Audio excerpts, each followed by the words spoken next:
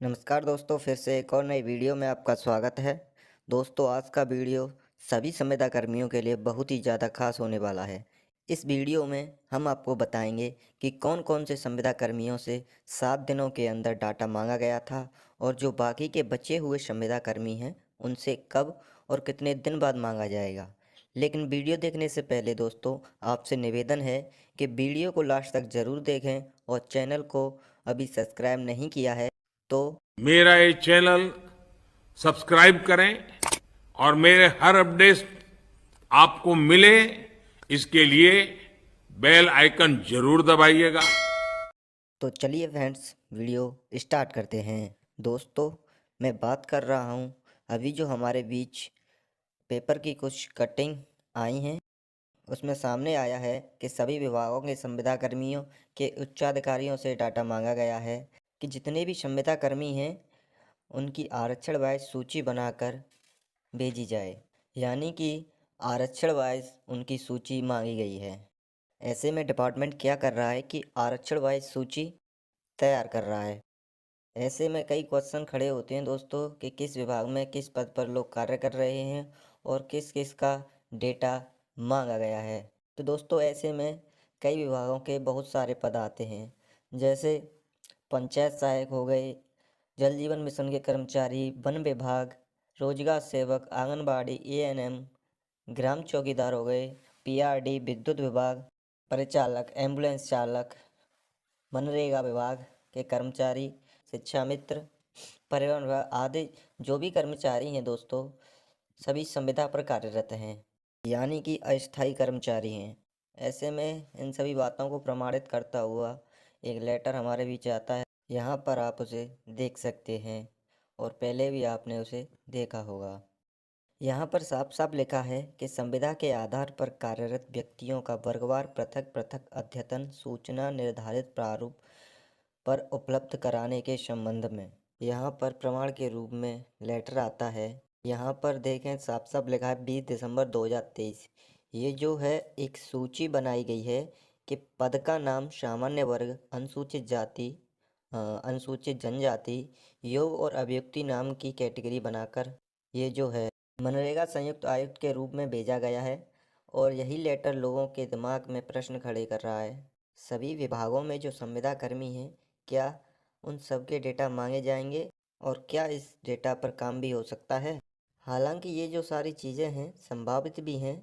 दोस्तों, मैं आपको ज़्यादा नहीं खींचूंगा कि आप भ्रम में पड़िए, लेकिन ये सारी चीज़ें संभावित हैं। लेकिन कितनी संभावित हैं इस पर भी बात करेंगे। दोस्तों, पहली चीज़, क्या जो लोग कॉन्ट्रैक्ट पर काम करते हैं क्या वो संविदा कर्मी हैं या नहीं हैं? दूसरी, जो लोग गांव में काम कर रहे हैं क्या वो भी संविदा पर हैं या नहीं हैं? उसके बाद फिर परमानेंट की बात करते हैं, या जो है डेटा लिया गया है उसकी बात करते हैं।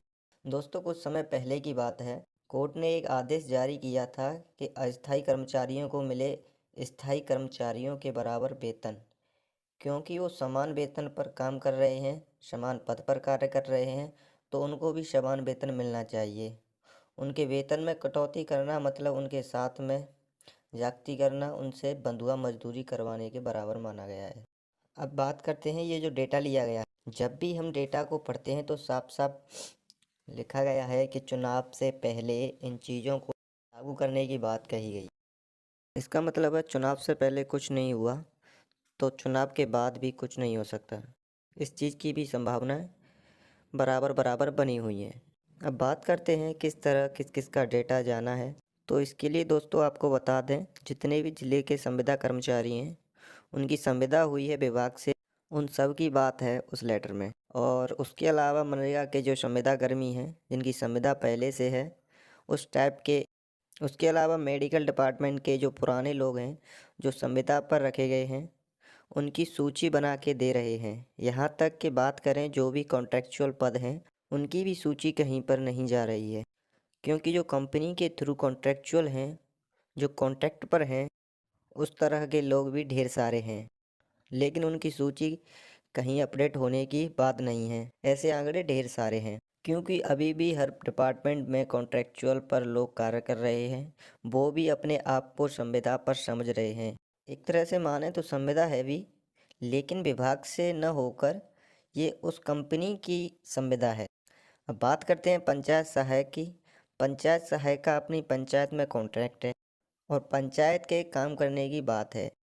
लेकिन उस सूची में जिसका मैंने अभी डिस्कशन किया, उस सूची में पंचायत सहायक का डेटा कहीं से भी कलेक्ट नहीं हुआ है और ना ही कलेक्ट करने की बात कही जा रही है। हालांकि जल्द ही आचार संहिता लगेगी और चीज़ें जल्दी जल्दी आनन फानन में नहीं की गई तो काम बीच में लटक सकता है। 100% डेटा कलेक्ट करना, डेटा को प्रोसेस में डालना और इस पर अग्रिम आदेश चुनाव आपके सामने होगा। कोई भी नया काम, कोई भी नई चीज़ इस तरह से नहीं हो पाएंगे। तो दोस्तों, आशा करता हूँ ये सारी बातें आपकी समझ में आ गई होंगी और अगर अब भी कोई डाउट है तो हमें कमेंट सेशन में ज़रूर बताएं। इसी के साथ मिलते हैं अगले वीडियो में। धन्यवाद।